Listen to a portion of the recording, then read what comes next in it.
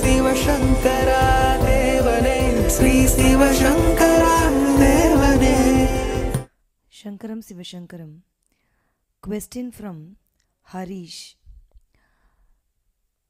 Dear Baba, Jesus wants to make people follow him so that there will be many followings, or is the statement true that God's kingdom is open only for poor? Sub question is, if they are going to enter God's kingdom, why they are poor now? இலர் பலர் ஆகிய காரணம் நோற்பார் சிலர் நோலாதவர் பலர். திருவருள். திருக்குறள் என்ன சொல்லுதுன்னா, யாரெல்லாம் கடவுளை நிறைய பூஜை பண்ணாங்களோ, கடவுளுக்காக விரதங்கள் எல்லாம் இருந்தாங்களோ, அவங்கெல்லாம் வசதியாக இருப்பாங்க. யார் சாமியை கும்பிடலையோ அவங்களுடைய தலையில் விறகு சுமக்கிற மாதிரி தான் தலையெழுத்து இருக்குமா. விறகு சுமக்கும் தலை அப்படின்னு சொல்லியிருப்பார் வள்ளலார்.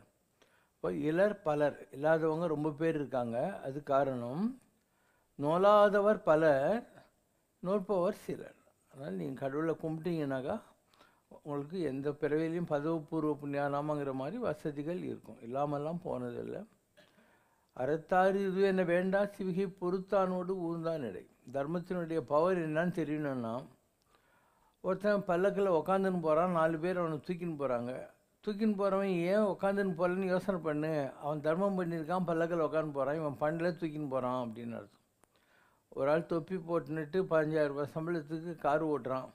ஆனால் அந்த காருக்கு ஓனர் இருக்கான் இல்லையா, 20-30 லட்சம் போட்டு வாங்கின்னு இருக்கான் இல்லையா, அவன் ஜாலியாக பின்னால் கால் மேலே கால் போட்டுன்னு கண்டு போகிறான். இதுதான் தானம் பண்ணதுக்கும் பண்ணாததுக்கும் உள்ள வித்தியாசம். இப்போ இந்த பிறவியில் நீ இதை தெரிஞ்சுக்கிட்டேனாக்கா இன்னும் நிறைய தானம் பண்ணணும், தவம் பண்ணணுங்கிற எண்ணம் உனக்கு வரும். இப்போ இந்த பிறவிலேயே கூட உனக்கு வாழ்க்கை வசதிகள் ஜாஸ்தி ஆகும். இல்லை அடுத்த பிறவிலையாவது நீ நல்லபடியாக இருப்ப. அதனால் எல்லாத்துக்கும் அவரவர் விதி வழி அடைய நின்றனர். எல்லாரும் அவங்கவுங்களுக்கு ஒரு கர்மா, அந்த கர்மாவை அவங்க தான் நிர்ணயிச்சுக்கிறாங்க, அவங்க தான் தேடிக்கிறாங்க. So you the option. நீ நிறைய தானம் பண்ணணும், தவம் பண்ணணும், பண்ணால் உனக்கு வசதியாக இருக்கிறதுக்கான வாய்ப்புகள் உண்டு.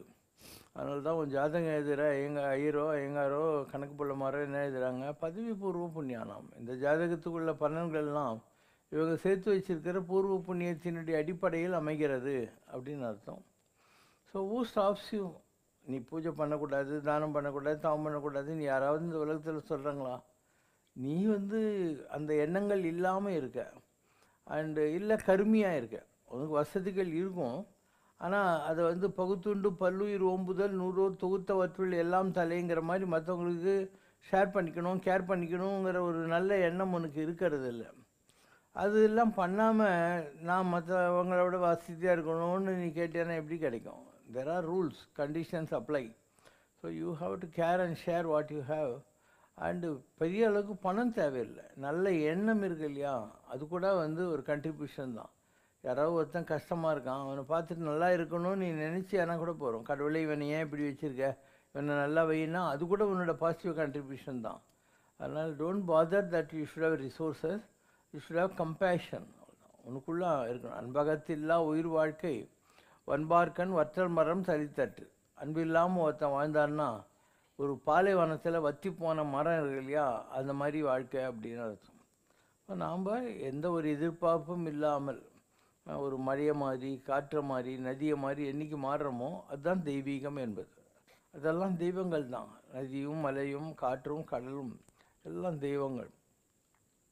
நாம் தெய்வம் ஆகாமல் இருக்கிறதுக்கு காரணம் நம்முடைய சுயநலம்தான். தன் பிள்ளை தன் பெண்டு என்று சொல்லுகிற சிறியதொரு கடுகு உள்ளம் அப்படிங்கிறார். எம்படி எம்பிள்ளைங்கன்னு சொல்கிற ஒரு மஸ்டர்ட் சீட் மாதிரியான மனுஷன் பாரதிதாசன் சொல்கிறார்.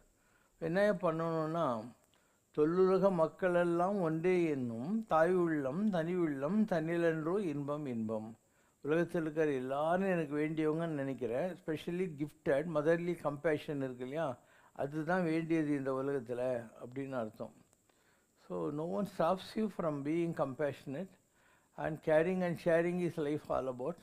மக்களுக்கு ரொம்ப ஈஸியாக கடைபிடிக்கக்கூடிய இந்த வாழ்க்கை இருக்குது இல்லையா, அதை கூட அவங்களால பண்ண முடியலை. நீ ஒரு கோயிலில் போய் கடவுளே சர்வோ ஜனோ சுகினோ பவந்தோ அப்படின்னு வள்ளலார் இருந்தார். அவர் என்ன பில் கேட்டா? அவர்கிட்ட ஒன்றுமே இல்லை. ஒரு வெள்ளை துண்டை கட்டின்னு தலைமையில் முசுக்கு போட்டுன்னு சுற்றி இருந்தார். ஆனால் அவர்கிட்ட அந்த கம்பேஷன் இருந்தது. ஒவ்வொரு நாளும் கடவுள்கிட்ட அவர் என்ன வேண்டுவார்னா, மண்ணுலகில் உயிர்கள் வருந்தும் வருத்தத்தை ஒரு சிறிதேனும் கண்ணுறப் பார்த்தும் காதுறக் கேட்டும் கணமேனும் நான் சகித்திட மாட்டேன். ஜனங்க படுற கஷ்டத்தெல்லாம் என்னால் தாங்க முடியல. அதனால் வருத்தம் தீர நீ அருள் எமக்கு இசை அந்தான்றார். இந்த வருத்தம்லாம் போகிறதுக்கு நீ அருள் புரியணும், அதுதான் எனக்கு விருப்பமான விஷயம் அப்படிங்கிற வார்த்தையை பயன்படுத்துவார். ஸோ யூ கேன் ஊருணி நிறைந்தே உலகவாம் பேரறிவாளன் திரு. ஊர் நடுவில் ஊருணின்னுவாங்க. ஒரு பொது கிணறு இருந்தால் 8 பக்கம் ஒரு ஆட்டம் போட்டு எல்லோரும் தண்ணி எடுத்துன்னு வீட்டுக்கு போவாங்க இல்லையா? அந்த மாதிரி ஒரு நல்லவங்ககிட்ட பணம் இருந்தாக்கா அந்த ஊரில் இருக்கிற எல்லாருக்கும் பயன்படும் அப்படின்னு அர்த்தம். இன்னொன்று என்ன, ஒரு பழுத்த மரம் இருக்குது ஒரு ஊர் நடுவில். அப்போ ஊரில் இருக்கிற எல்லாரும் புளியாங்காய் ஏதோ ஒன்று இருக்குது இல்லையா, மாங்காய், அதை எடுத்து சாப்பிட்டுனே போவாங்க இல்லையா? அதனால் பயன் மரம் உள்ளூர் பழுத்தற்றால்ங்கிற வார்த்தையை திருவள்ளுவர் பயன்படுத்துகிறார். So there are 100 ways of being useful. If you don't have anything to contribute, you can always pray for others. That's what Vallalar did. That's why he is Vallalar. He was not rich enough to do any donation. அவர் மிஞ்சி செஞ்சதெல்லாம் ஒரு கஞ்சி தொட்டி வச்சு ஏழைங்க பசியாக இருக்கக்கூடாதுன்னு கஞ்சி கொடுத்துருந்தார், அவ்வளோதான். அது பஞ்ச காலம், வெள்ளக்கார ஆண்ட காலம். So he did that. You live only once, but if you do it right, once is enough. இது மே வெஸ்ட் என்ற அமெரிக்க நடிகை மற்றும் எழுத்தாளர் சொன்ன வரிகள். இந்த வரிகளின் அடிப்படையில் கடவுளுக்கும் கர்மாவுக்கும் சம்பந்தம் இல்லை என்ற வாதம் சில சிந்தனையாளர்களால் வைக்கப்படுகிறது. இது சரிதானா? இதை சொல்கிறதுக்கு ஒரு நடிகை தேவையில்லை, உங்களுக்கு யார் வேணாலும் சொல்லலாம் இல்லையா? உலகத்தில் எல்லாரும் நல்லா இருக்கணும்னு நினைக்கிறதுக்கு யாருமே இன்னொருத்தர் கற்றுக் கொடுக்க தேவையில்லை. இந்த இயற்கையினுடைய வாட் இஸ் யுவர் ட்ரூ நேச்சர்னு இங்கிலீஷ் சொல்கிறாங்க. So what is your true nature? Nature is your true nature. இப்போ நேச்சர் எப்படி இருக்குது? மழை தானாக பெய்யுது, காற்று உங்கள் மூக்குக்குள்ளே போயிட்டு இருக்குது, நதி அதனுடைய போக்கில் ஓடுது, மின்சாரம் எடுத்துக்கலாம், விவசாயம் பண்ணலாம், குடிக்கிறதுக்கு தண்ணி எடுத்துக்கலாம், குளிக்கலாம், அதெல்லாம் வேணான்னு சொல்லுது. அந்த மாதிரி நீ எப்போ மாறுறியோ அதுதான் இயற்கை. உன்னுடைய இயற்கையான சுபாவமே தெய்வீகம் தான். டிவினிட்டி இஸ் யுவர் சுபாவம். அது நம்ம ரீச் பண்ணாமல் ஹியூமனிட்டியாக இருக்கும். இல்லை ஹியூமனிட்டிலேருந்து கீழே போயிட்டு இன்னும் விலங்குகள் மாதிரி தான் வாழ்கிறோம். விலங்குகள் சாப்பிடும், செக்ஸ் பண்ணும், சாணி போடும், ஒரு நாள் செத்து போடும். அந்த மாதிரி தான் மனிதர்களும் இருக்காங்க. அதுக்கு மேலே ஒரு ஈத்துவக்கும் இன்பம் அப்படிங்கிறது இவங்களுக்கு தெரியறதே இல்லை லாஸ்ட் வரைக்கும். இதெல்லாம் யாருமே கற்றுக் கொடுக்க தேவையில்லை. இயற்கையில் இருக்கிற எல்லா விஷயத்தையும் நீ பார்த்தியானாவே நீயும் அந்த மாதிரி ஆகி போயிடுவேன். ஒரு குரங்கு இருக்கா, அந்த குட்டியை எவ்வளோ நல்லா தூக்கின்னு போகுது, மர்க்கட நியாயம்னு போயிடும். அப்போ நாம் மனுஷங்களாக பிறந்து ஏதோ ஸ்கூலில் போய் படித்தா தான் குழந்தைங்கள நல்லா பார்த்துக்கணுன்னு ஏதாவது ரூல் இருக்கா? ஒன்றும் கிடையாது. பூனை என்ன பண்ணும்? குரங்கு குட்டியை முதுகில் பிடிச்சின்னு அது பாட்டி குச்சின்னு இருக்கும். கொள்ளாத கொம்பு முண்டுவாங்கிற மாதிரி குரங்கு எங்கே குச்சா அந்த குட்டியை அங்கே குச்சின்னே இருக்கணும். பூனை என்ன பண்ணும்? அந்த குட்டி பூனையை வாயில் பிடிச்சிக்கிட்டு ஒவ்வொரு இடத்துலையும் கொண்டு போய் வச்சுன்னு இருக்கும். அந்த மாதிரி ஒரு குழந்தை வளருகிற வரையில் நீ பூனையாயிரு, வளர்ந்துட்டா குரங்கா மாறிடு. அதுக்கப்புறம் அதுங்கவும் பின்னால் சுற்றினே இருக்கணும். wherever you jump they should practice that and run. இதுக்கெல்லாம் பெரிய ஸ்கூலு, காலேஜு, டிகிரி வாங்கிறது எதுவுமே தேவைப்படுறதில்ல. எல்லாம் அழகாக நடந்துகிட்ருக்கு இயற்கையில். நாமளும் அந்த மாதிரி மாறிட்டோம்னாக்கா we will also fall. And ultimate following of nature இருக்கு இல்லையா, அதுதான் தெய்வீகம் என்பது. தெய்வீகம் என்பது தனியாக ஒன்றும் ஆகாசிலிருந்து பண்டில் கொட்டாதில்ல. மற்றதெல்லாம் பார்த்து நாமளும் உருப்படணும். காற்று மாதிரி, மழை மாதிரி, நதி மாதிரி, ஆறு மாதிரி நாமளும் மாறணும், அவ்வளோதான். திருவண்ணாமலையில் பௌர்ணமி தினத்தன்று கிரிவலம் வருவது மிகவும் மகிமை வாய்ந்தது என்று சொல்லப்படுவதற்கான காரணங்கள் என்ன?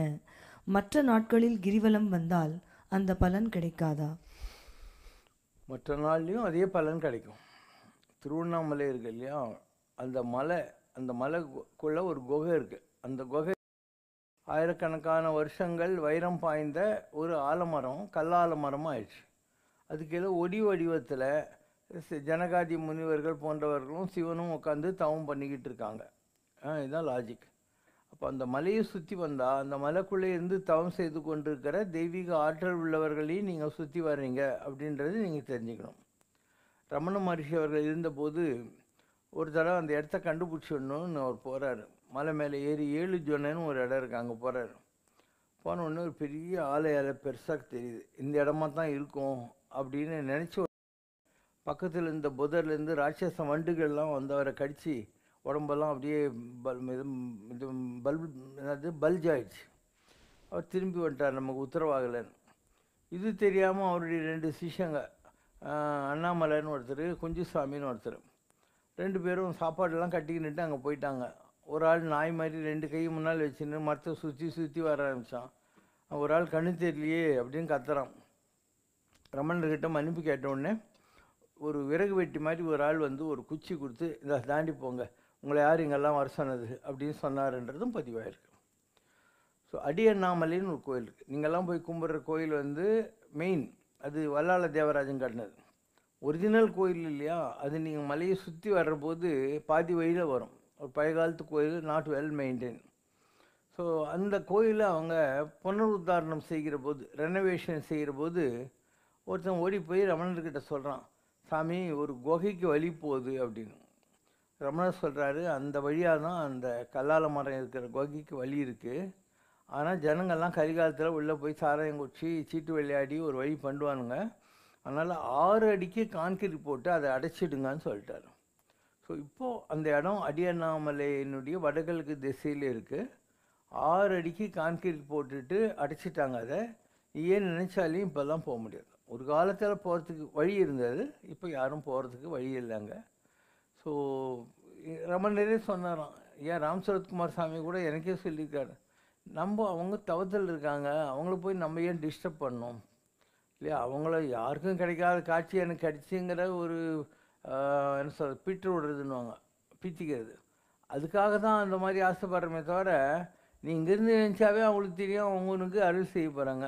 நம்ம போய் அவங்களையே டிஸ்டர்ப் பண்ணிட்டு உக்காந்துருக்கணும். அதனால் உலகத்தில் எல்லா இடத்துலையும் எல்லா பவரும் இருக்குது. ஸோ நேற்றோ இன்றைக்கும் தான் கடலூரில் யாரோ ஒரு சாமியார் இருக்கு, பூண்டி மகான்கிட்ட இருந்து வரான். இன்னொரு சாமியார்கிட்ட, ஞானாந்தகிரி சாமிக்கிட்ட கூட இருந்து வரான். இப்போ சாமி ஆகிட்டு ஏதோ கோயில் வாசல்லே அங்கே இருக்கார். அவர் அட்ரஸ் எல்லாம் இன்னும் தெரியல. அவர் சொன்னதாக அவங்க அனுப்பிச்சிருக்காங்க. படி. விழுப்புரம் சித்தர். இது என்னை பற்றி 23/9/2024. தீது செய்யாத அழுக்கு இல்லாத அண்ணாமலையார் தீபம் உள்ள எரிந்து கொண்டிருக்கிறது சுவாமி கிட்ட. எனக்குள்ளோ உள்ள எரிந்து கொண்டிருக்கிறது சுவாமி. யாருக்கும் கெட்டது செய்யாத, கெட்டது நினைக்காத அண்ணாமலையுடைய ஜோதி இவருக்குள்ளே எரிஞ்சிக்கிட்டு இருக்க. அண்ணாமலையார் தீபம் அவருக்குள் எரிந்து கொண்டிருக்கிறது. மூலப்பொருள் குண்டலினி என்ற அந்த மூலப்பொருளை எடுத்து ஞான தீபமாக காட்சி தருகிறார் ஐயா கண் முன்னாடி. சேஷாத்ரியுடைய மறு அவதாரம் மட்டுமல்ல, முழு உள்ளத்தையும் அவர் உள்ளுக்குள் இருந்து சேஷாத்ரி அருளாட்சி செய்கிறார் ஐயா கூட. நான் சொல்லியிருக்கேன். அதாவது இங்கே ரங்கராஜன் ஐயங்கார்னு ஒருத்தர் இருந்தார், கண்ணு தெரியாத பெரியவர், 42 கண்ணதாசன் சாலையில். ஸோ அவருடைய டிசிப்பிள் ஒருத்தர் எக்மோர் பெனிஃபிட் ஃபண்ட்லேன்னு இருந்தார். அவங்க என்னை வந்து பார்த்தாங்க மண்ணடியில், இந்த மாதிரி ரங்கராஜன் ஐயங்காருக்கு பர்த்டே, அதனால் அவரை நாங்கள் உங்கள் வீட்டுக்கு கூட்டின்னு வர்றோம், ஆசீர்வாதம் பண்ணுங்கன்னு. நான் சொன்னேன், வயசான பெரியவர், அவரை நான் தான் பார்க்கணும் அப்படின்னு. ஒரு திருப்பதி லட்டு என்கிட்ட இருந்துச்சு, அதை எடுத்துன்னு மறுநாள் கண்ணதாசன் சாரில் அவர் வீட்டுக்கு போனேன். அவர் கண்ணு தெரியாது, லட்டை கொஞ்சம் ஊற்றி விட்டுட்டு, ஒரு பெரியவங்களை, அவர் கண்ணு தான் தெரியாது இல்லை, இப்படி சும்மா தடவி கொடுத்துட்டு நான் சொன்னேன், இந்த மாதிரி வைஷ்ணவத்தில் ஆழ்வார்களை பற்றி எல்லாம் புக்கு இருக்குது, ஆனால் வழிக்குறவர்களை பற்றி இல்லை, நீங்கள் முதலியாண்டான வச்சு எழுதுங்கோ அப்படின்னு சொல்லிட்டு வந்துட்டேன். நான் வந்துட்டு மறுநாள் அவங்கெல்லாம் என்னை தேடி வந்தாங்க. நீங்கள் வந்துட்டு போன உடனே சுவாமி சொன்னார், இப்போ வந்துட்டு போனார், அவர் சாதாரண ஆள் இல்லை, அவர் தான் சேஷாதிரி சுவாமிகள், அவர் தான் சேஷாதிரி சுவாமிகள். அவர் என்னம்மா சொல்கிறார், என்னுடைய குரு முதலியாண்டான முன்னால் வச்சு எழுதுங்கன்ட்டு என்னம்மா சொல்லிட்டு போகிறார், அவர் என்னை தொட்ட போதே எனக்கு இதெல்லாம் தெரிஞ்சு போச்சு அப்படின்னு சொன்னாராம். இது ஒரு உதாரணம்.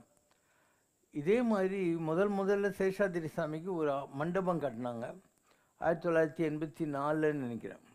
இப்போ சண்முக சிகாமணின்னு ஒரு ஐஏஎஸ் ஆஃபீஸர் இந்து சமய அறநிலையத்துறையில் இருந்தார். அவர் காரை போட்டுன்னு எங்கள் வீட்டு முன்னால் வந்து என்னை கூப்பிட்ருக்காங்க, நீங்களும் வாங்க அப்படின்னு. 20 மார்ச்னு நினைக்கிறேன், கூட்டின்னு பண்ணார். அப்போ நான் நம்ம சேஷாதிரி சாமி ஆசிரமத்துக்கு அந்த திறப்பு விழா போகிற மாதிரி இருந்தது.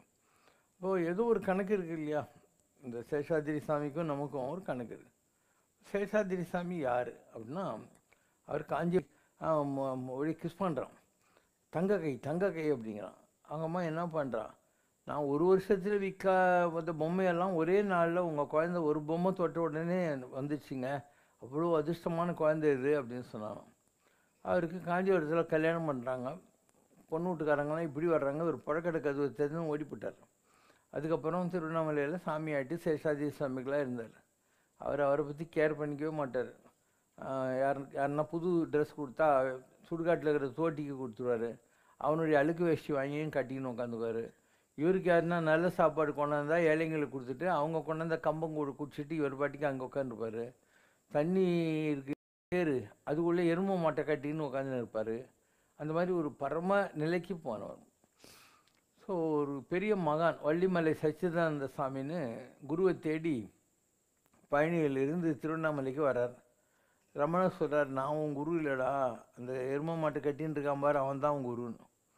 ஸோ இவர் கிட்ட போகிறதுக்குள்ளே சேஷாதிரி சாமி வள்ளிமலை சேஷாதிரி சாமி பார்த்து சொல்கிறாரு, உனக்கு எதுக்கடா மந்திரம், திருப்புகழ் தான்டா மகா மந்திரம் அப்படின்னாராம். உனக்கு வேறு மந்திர உபதேசம்னா வேணாம், திருப்புகழியே பாடு, நீ வள்ளிமலைக்கு போய் வெயிட் பண்ணு, நாங்கள் வரேன்ட்டார். ஸோ இவர் வள்ளிமலைக்கு வந்துட்டு அவர் வராருன்னு காத்துனார். அப்போ பேப்பரில் நியூஸ் வருது, சேஷாதிரி சாமி இறந்துட்டார், அவர் ஜோதி ஆகாசத்தில் எல்லாரும் பார்த்தாங்க அப்படின்னு சொல்லிட்டு. இவர் ஐயோ நீ போயிட்டேன்னு நினைக்கிறார்.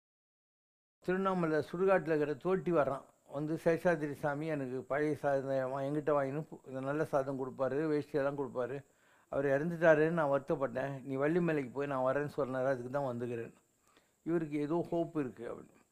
அப்போ மத்தியானம் படையல் போடுறாங்க இல்லையா, அதை ஒரு தங்க கீரி ஓடி வந்து சாப்பிடுது.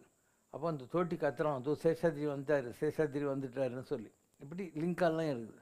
இப்போ சேஷாதிரி சுவாமிகளாக சிவசங்கர் பாபா இருந்தார் என்பதற்கு பல நிகழ்ச்சிகள் இருக்குது, இந்த மாதிரியான காரணங்கள் இருக்குது. ஓகேவா, சொல்லு. பெரிய நிலை. காசுக்கு ஆசைப்பட்டதில்லை, பொய் சொன்னதில்லை, புறம் சொல் பேசினது கிடையாது, இழிவுபடுத்தினது இல்லை.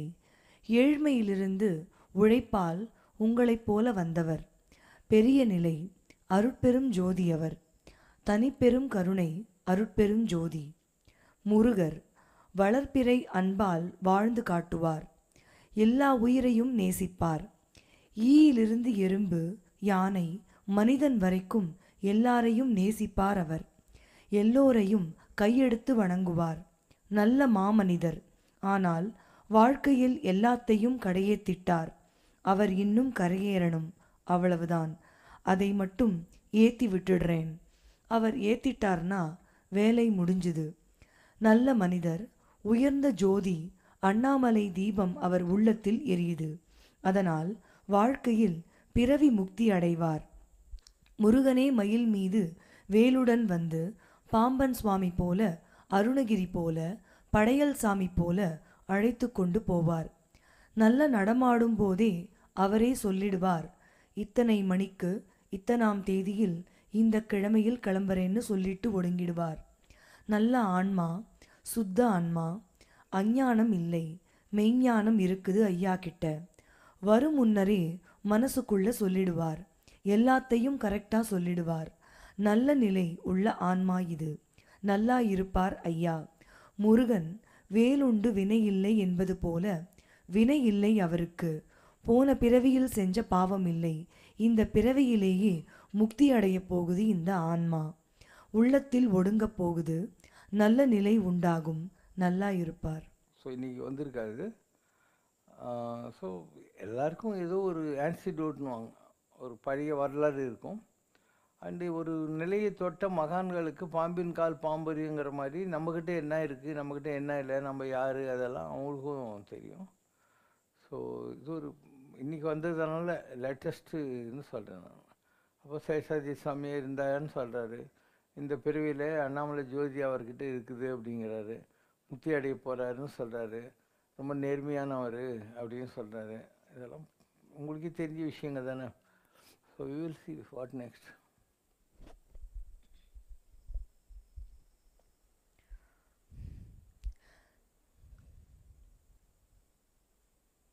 ஒரு பெரிய ஞானி தன்னுடைய உண்மையான சொரூபத்தை பற்றி பேசுகிற போது ஜனங்களுக்கு புரியவில்லை. அதனால் நான் என்னை உள்ளே இழுத்து கொண்டேன். கோயிலை ப்ரொஜெக்ட் பண்ணினேன். பூரண பிரம்மம் கோவிலை உருவாக்கியதன் நோக்கமே என்னுடைய ஆற்றலை உள்ளே இழுத்து கொண்டு ஒளியை ப்ரொஜெக்ட் பண்ணுவதற்காகத்தான் என்று தங்களுடைய அருளுரை பதிவு ஒன்று கூறுகிறது. தாங்கள் செய்யும் தான தவத்தால் தங்கள் தெய்வீக ஆற்றல் நாளுக்கு நாள் கூடிக்கொண்டே போகிறது என்ற நிலையில் தங்கள் ஆற்றலை உள்ளே இழுத்து கொள்ளுதல் என்ற நிலையினை தாங்கள் தெளிவுபடுத்துமாறு கேட்டுக்கொள்கிறேன். நீலாங்கரையில் இருந்த வரைக்கும் I was myself playing the divine role இல்லையா. அங்கே கோயில் எதுவுமே கிடையாது, சிலைகளை எதுவுமே கிடையாது. நானே தான் எல்லா அலங்காரமும் போட்டுக்கிட்டு 400-500 மாலையோடு நிற்பேன். எனக்கே தான் பாட்டு போடுவாங்க, எனக்கே தான் கற்பூரம் காட்டுவாங்க.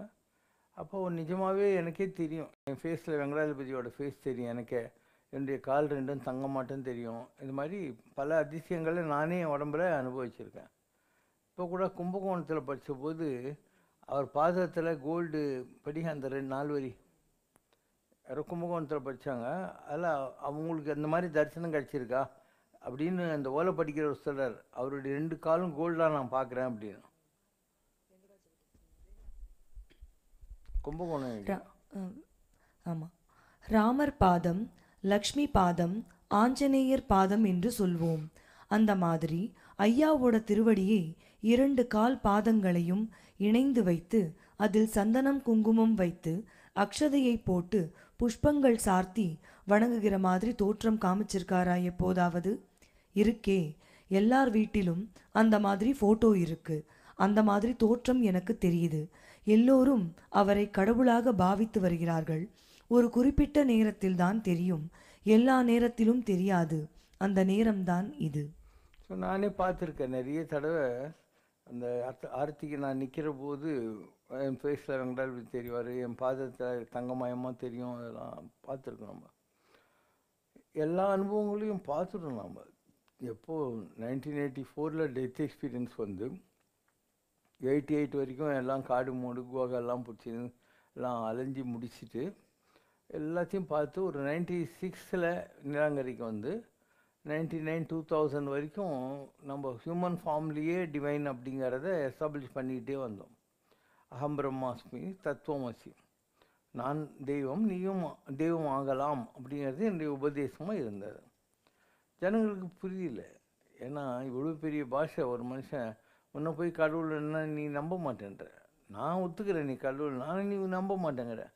அதனால் வேறு வழி இல்லாமல் இருந்தபோது தான் இந்த பூர்ண பிரம்மம் சிலையை ரெடி பண்ணோம். அண்டு எனக்குள்ளே இருக்கிற ஆத்மா எதுங்கிறது தான் பூர்ண பிரம்மம். அதாவது பூர்ண பிரம்மத்தில் 3 முகம் இருக்கும்.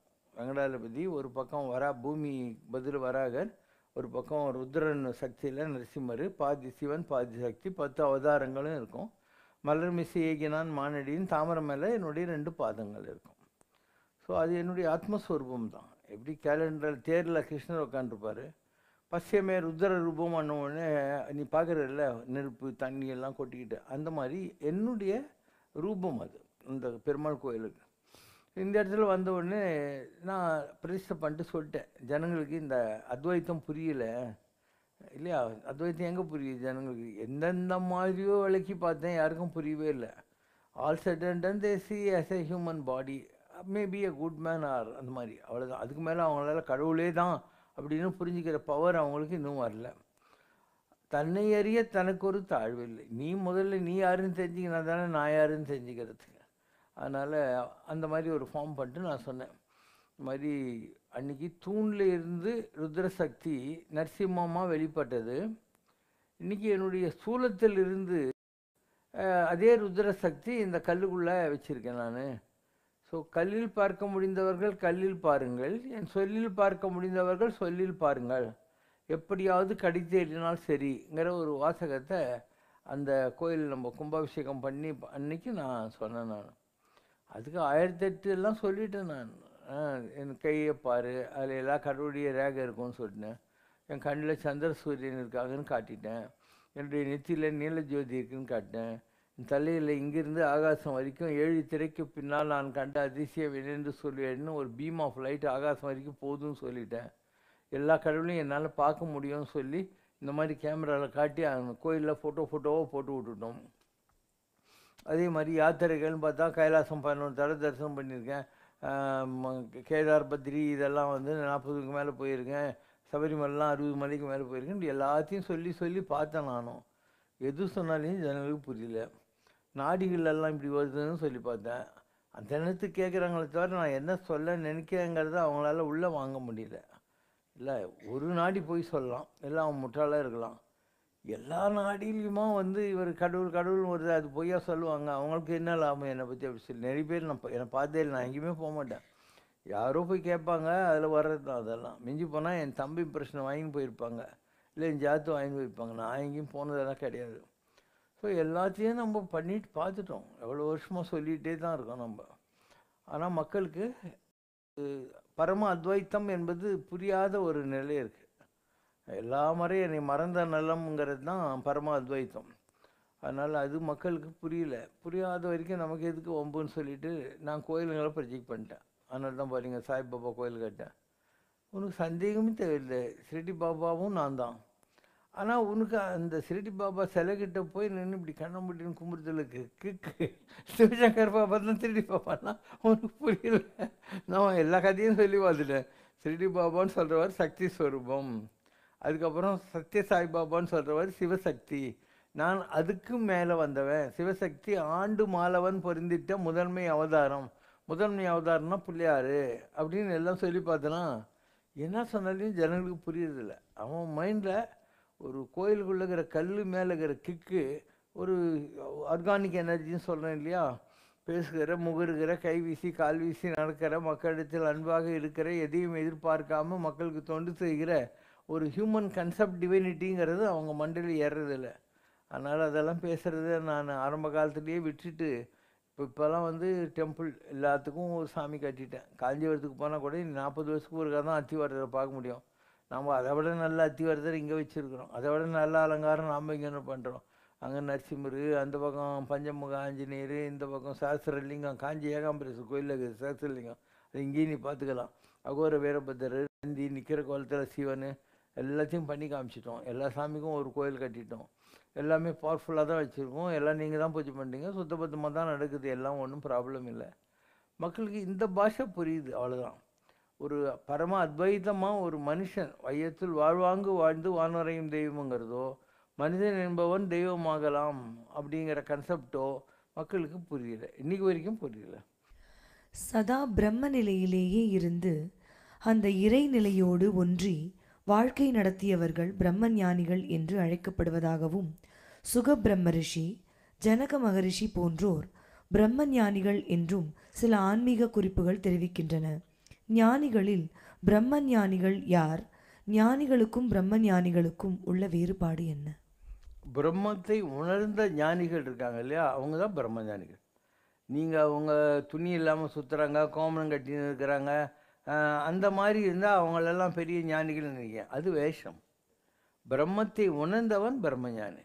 அப்போ பிரம்மம் என்பது என்ன அப்படின்னா, இந்த உலகத்தில் இருக்கிற எல்லாருக்குள்ளேயும் அதே கடவுள் இருக்காரு, அது எனக்குள்ளேயும் இருக்குது, உங்கள்கிட்ட இருக்குது, இயல்பு முதலாகிய ஜீவராசிகள்கிட்டையும் இருக்குது அப்படின்னு தெரிஞ்சுக்கிறோம். இந்த creator is all pervading in is entire creation அப்படிங்கிறது தான் பிரம்மஞானம். இது வல்லார் சொல்கிற மாதிரி, எல்லா உலகும் என் வசம், எல்லா உயிரும் என் உயிர், ஏன்னா எல்லாம் கடந்த எண்ணம்பலத்தீசர் எல்லாம் கடந்தும் என்னுள் இருந்தாரேங்கிறது தான் பிரம்மஞானம். இது தெரியாமல் இந்த முட்டாளுங்க துணி இல்லாமல் சுற்றுறது, தாடி வளர்த்துக்கிறது, கையில் குச்சி வெட்டுனுக்கிறது, இதெல்லாம் பிரம்மஞானிகள் நினச்சிக்கிறாங்க. அப்படிலாம் கிடையாது. பிரம்மத்தை உணர்ந்தவன் பிரம்மஞானி. பிரம்மம் என்பது என்ன? உலகத்தில் இருக்கிற எல்லாத்துக்குள்ளேயும் சாமி இருக்காரு, நானும் பிரம்மம் நீயும் பிரம்மம். இல்லை, சம்ரஷ்ணனில் பாட்டுக்குது பாரு.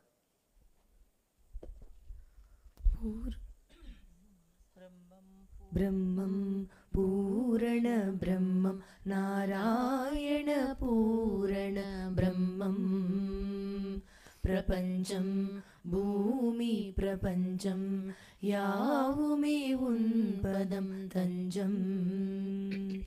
சிவசங்கரா சத்குணசாகரா சிவசங்கரா அதிகருணாகரா என் கலி தீர்க்க வந்த கலியுக அவதாரா.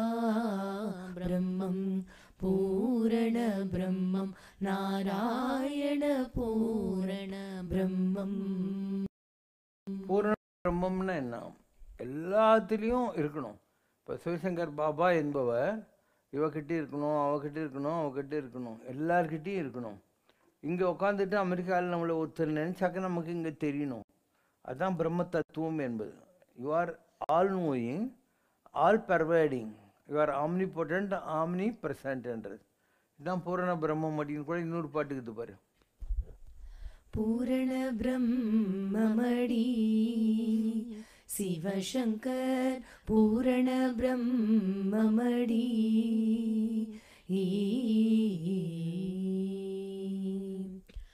வாரணனும் வடிவேலனுமாகி நாரணன் நான் முகன் நாயகன் சிவனேனும் நீரும் நெருப்பும் நீ நிலமும் இவன் நீலவானமும். Not only human, not only the creation like பறவைகள், விலங்குகள், ஊர்வன, அதுக்குள்ளேயும் நாம் தான் இருக்கணும். அது எல்லாத்தையும் மீறி எல்லா டிவைன் எனர்ஜிஸ் இருக்கு இல்லையா, அது யார்? தானமும் தமமும் தாம் செய்வராயின் வானவர் நாடு வழி திறந்திடுமேன்ற அளவுக்கு மனிதர்களில் இருந்து எலிவேட் ஆனவங்க இருக்காங்க இல்லையா, அவங்களுக்குள்ளேயும் நாம் இன்க்ளூட் பண்ணணும். அப்படி இன்க்ளூட் பண்ண முடிஞ்சாதான் நான் கோயிலில் வரிசையாக படங்கள்லாம் போட்டு வச்சுருக்கேன்ல, பிள்ளையார் இப்படி இருப்பார், முருகர் இப்படி இருப்பார், இயேசு இப்படி இருப்பார், எல்லா கடவுளையும் காட்டணும்ல, அந்த நிலைகள் தர முடியும். You should intrude not only into this earthly thing but also on the celestial thing. அதுக்குள்ளேயும் நீ இருக்கணும். அப்போ தான் நாம் காட்டுற மாதிரி உனக்கு எல்லா கடவுளையும் காட்ட முடியும், எல்லா மதத்துக்கு காட்ட முடியும். ஸோ இது ரொம்ப பெரிய நிலை. மக்களுக்கு இந்த உயரங்கள் தெரியாது. அதுலேயே வருது பாருங்கள். இதுதான் கும்பகோணம் தான் இருக்கும். எல்லா கடவுளையும் இவர் பண்ணி வச்சுருக்காரு, இவருக்குள்ளேயே எல்லா கடவுளும் இருக்குது. பல தெய்வங்களையும் இந்த இடத்திலேயே அமரச் செய்திருக்கிறீர்கள். எல்லா தெய்வங்களுமே இந்த இடத்தில் இருக்கு. அதற்கு பல ஆலயங்கள் எழுப்பியிருக்கிறீர்கள். அதோடு இல்லாமல் பாபாவிடம் தெய்வங்களும் தன்னுள்ளேயே பேசக்கூடிய ஆற்றல் என்பதும் உண்டு. சிவனாக இருக்கட்டும், பெருமாளாக இருக்கட்டும், முருகனாக இருக்கட்டும், ஹனுமனாக இருக்கட்டும், எல்லா தெய்வங்களுமே தங்களுக்குள் அமர்ந்து பேசக்கூடிய சக்தி உங்களுக்கு உண்டு. எல்லா தெய்வங்களும் பேசி அதையே உபதேசமாக சொல்லக்கூடிய ஆற்றல் உண்டு. தெய்வத்துக்கு நிகரான சக்தி, தெய்வீக ஆற்றல் எல்லாம் உண்டு. முடிவா என்ன சொல்றாங்கன்னா, யாருமே நம்ப முடியாது, அது மாதிரி ஆச்சரியப்படத்தக்க ஆற்றல் என்று முனிவர் சொல்றாங்க. இது மாதிரி சக்தி யாருக்கும் கிடைக்காது. உங்ககிட்ட கிடைச்சிருக்குன்னா இது மிகப்பெரிய விந்தை. இது படைப்பின் ஆற்றல். போன பல பிறவிகளில் கூட தெய்வ சக்தி, தெய்வ ஆற்றல் நிரம்ப உண்டு. அதோடு இல்லாமல் போன பல பிறவிகளில் ஆன்றோனாகவும் நீங்கள் இருந்திருக்கிறீர்கள். உதாரணத்திற்கு ஆதிசங்கரர் ராமலிங்க அடிகளாராக இருக்கலாம். இன்னும் ஷிரடி பாபா போன்ற பல ஆன்றோர்களாகவும் நீங்கள் அவதாரம் எடுத்திருக்கிறீர்கள். நான் என்ன சொல்கிறேன், ஷிரடி பாபாங்கிற எனர்ஜி என்கிட்ட இருக்குன்றேன். ராமலிங்க அடிகளார்னு சொல்கிறது என்கிட்ட இருக்குது. நான் நேரில் பார்த்துருக்கேன். அண்ணா நகரில் அவர் என் கட்டில் வந்து உட்காந்து, ஏன்பா என் சொத்தை வாங்கிக்க மாட்டியான்னு கேட்டார். அன்னிலேருந்து எனக்கு வள்ளலார் வந்து சிங்கரனைஸ் ஆகிட்டார் அப்படின்னு சொல்கிறேன். சேஷாதி சாமிகளாக இருந்தோன்னு சொல்கிறோம், ஆதிசங்கராக இருந்தோன்ட்டு நம்ம அதுக்கு 1000 எக்ஸாம்பிள் சொல்கிறோம். காஞ்சி மகாபெரியவர் சொல்கிறார், இவன் இல்லைன்னா எங்கள் மடமே இல்லை தெரியுமோ அப்படின்னார். ஏன் ஆதிசங்கர் இல்லைன்னா மடங்க எங்கேருந்து வந்தது? அப்போ ஒரு சிவசங்கர் பாபா இவ்வளோ பெரிய 69 தலைமுறைகளாக இருக்கிற 4 சங்கர மடங்களுக்கு காரணக்கர்த்தராக இருந்திருக்காருங்கிறது எவ்வளோ பெரிய விஷயம் இல்லையா? ஒரு சிவசங்கர் பாபா என்பவர் ராமராக இருக்காருங்கிறதும், மகாபாரதத்தில் துரோணராக இருந்தாருங்கிறதும், நான் சொல்கிற வேறு வேறு ஃபார்ம்லலாம் இருந்திருக்காங்கிறதும் எவ்வளோ பெரிய விஷயம். நான் பட்டினத்தாராக இருந்திருக்கேன்னு சொல்கிறேன். நான் என்னென்னலாம் இருந்திருக்கேன்னு சொல்லின்னு தானே இருக்கிறேன். நான் புரியாதது ஒன்றுமே கிடையாது இல்லையா? அதனால் யாதும் ஆகின்றாய் காளி எங்கும் நீ நிறைந்தாய்ன்னு பாரதி. அந்த மாதிரி யாதும் ஆகிறதுங்கிறதும் எங்கும் நிறைஞ்சிருக்கிறதுங்கிறதும் இங்கே தான் உட்காந்துருப்பேன். ஆனால் இதே நேரத்தில் அமெரிக்காலேயோ ஆஸ்திரேலியாலேயோ யாராவது நம்மளை நினச்சாங்கனாக்கா எனக்கு தெரியும்னு சொல்கிறேன் நான். இது உனக்கு பாபா சொல்கிறாருன்ற ஒரு தாட்டு தான் வருதே தவிர நிஜமாகவே இந்த பவர் பாபா கிட்ட இருக்குங்கிறது உங்களுக்கெல்லாம் தெரியாது. உங்களுக்கு தெரியாது. இது ஒரு ஹையஸ்ட் லெவல். இந்த உயரங்களை தொட்டவர்கள் இல்லை. பெரிய மகான்கள் இருக்காங்க, ஆனால் அவங்கெல்லாம் இன்றைக்கி உடலோடு இல்லை. பரமாச்சாரியார் பெரிய நடதானா இல்லைன்னு அவங்கெல்லாம் இல்லை, எல்லோரும் போயிட்டாங்க. இப்போதுக்கு இந்த ரத்னகிரியில் ஒரு சாமி இது, அந்த சாமி முருகன் ஏக தெய்வ உபாசனையில் உட்காந்துக்குது. நான் எல்லா தெய்வங்களையும் உபாசனை பண்ணி வச்சுருக்கேன். அதனால் தெய்வம் எல்லாம் ஒன்று தான், ஆனால் ஃபார்ம் இருக்குது இல்லையா. நீ பார்க்குற சாப்பாடில் எல்லா சாப்பாடும் ஃபுட்டு தான், ஆனால் அதில் புளி சாதம் வேறு, வெண்பொங்கல் வேறு, தயிர் சாதம் வேறு, எள்ளு சாதம் வேறு, அப்படி இருக்கா இல்லையா. பாயசம் வேறு, பாயசத்தில் எத்தனை வெரைட்டி இருக்குது. அந்த மாதிரி எல்லாத்தையும் டேஸ்ட் பண்ணவன், எல்லாத்தையும் தெரிஞ்சுக்கிட்டவன் ஒருத்தர் இருந்தாக்கா அதிசங்கர் பாபாவுக்கு இருக்கிற தோல். அவங்கெல்லாம் ஒரு உபாசனை பண்ணாங்க, முருகர் தான் முருகர் பண்ணாங்க. அது ஜாஸ்தி கம்மிங்கிற ஆராய்ச்சிக்கு நான் போகல. நான் சொல்கிறது, நீ ஒரு எம்ஏ எக்கனாமிக்ஸ் படிச்சிருப்ப, இன்னொரு ஆள் MA economics, MA English literature, MA history இப்படி படிச்சிருந்தான்னா அவன் நிறைய பண்ணியிருக்காங்க. 7 எம்ஏ படிச்சிருக்கேன்னு சொல்லுவானா இல்லையா. அந்த மாதிரி நான் நிறைய படிச்சிருக்கேன். அவங்கெல்லாம் ஒரு குவாலிஃபிகேஷன் பண்ணாங்க, ஆனால் அவங்களும் போஸ்ட் கிராஜுவேட் தான். ஆனால் I M A very different person. இதெல்லாம் மக்களுக்கு புரிகிற காலம் வரும், கூடி சீக்கிரம் வரும், பார்க்கலாம். இப்போ நான் சொல்கிறத விட அந்த காலம் நான் தான் சொல்கிறேன் இல்லை, ஃபியூ மந்த்ஸில் வருது. பொண்ணு 50 வயசில் இருக்காங்கன்றது என்கிட்ட இருக்கிற ஸ்பிரிட்டு ஐயப்பன் பிரம்மச்சாரி தானே. அதனால் அந்த அர்த்தத்தில் அவங்க சொல்கிறாங்க. ஆத்மாவை தான் பேசுவோம் நாங்கள் ஆன்மீகத்தில். உடம்பு பேண்ட் போட்டால் என்ன, வேஷ்டி கட்டினா என்ன, கோமணம் கட்டினேன். நெஞ்சக்கன கல்லு உருகாதா, நிமலனின் பதமதில் சரியாதா. நெஞ்சக்கன கல்லு உருகாதா, கொஞ்சும் மொழி செவியும் பருகாதா. என் கொதிக்கும் மனத்தாபம் தணியாதா. பஞ்சன மனம் லேசாகாதா. உன்னை பற்றிய ஜோதியில் கலவாதா. நெஞ்சக்கன கல்லு உருகாதா. வஞ்சம் பகையெல்லாம் ஒழியாதா. வளர்ப்பிறையாய் அன்பு பெருகாதா. அஞ்சி வாழும் நிலை தீராதா. நான் அழுது அரற்றுவது போதாதா. நான் அழுது அரற்றுவது போதாதா. நெஞ்சக்கன கல்லு உருகாதா. மிஞ்சும் பேராசை ஒழியாதா. என்னுள் மிதக்கும் அகங்காரம் அழியாதா. தஞ்சம் என்று மனம் கூவாதா. என் தவிப்பை சிவசங்கரம் அறியாதா. நெஞ்சக்கன கல்லு உருகாதா. நிமலனின் பதமதில் சரியாதா. நெஞ்சக்கன கல்லு உருகாதா. குறை ஒன்றுமில்லை மறைமூர்த்தி கண்ணா. குறை ஒன்றும் இல்லை கண்ணா.